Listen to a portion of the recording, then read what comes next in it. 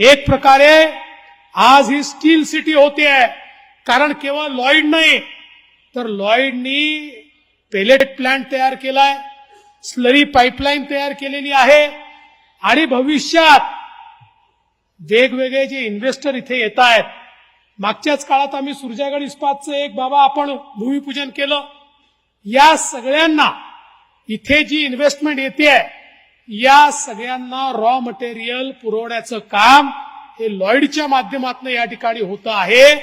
म्हणजे या ठिकाणी मोठ्या प्रमाणात गुंतवणूकही येते आहे आणि इथलं परिवर्तन देखील होत आहे. सगळ्यात महत्वाचं, परिवर्तन होत असताना स्थानिकांना रोजगार मिळाला पाहिजे, तो मिळतोय. आणि आरोग्य आणि शिक्षणाची सोय, आरोग्याकरता हॉस्पिटल तयार झालं, मोफत उपचार आहेत, 100 बेडचं होईल, अजून मोठं होईल.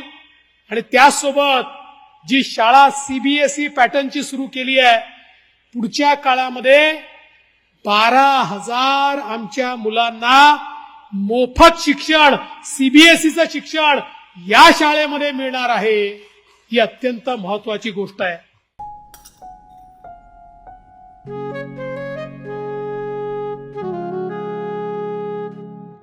बाबा, आज येताना बासुंदी घेऊन या ना. अगं, कालच आपण आईचा वाढदिवस होता म्हणून आणली होती ना. ऐकलं, गोकुळची बासुंदी पुन्हा खावीशी वाटतेय.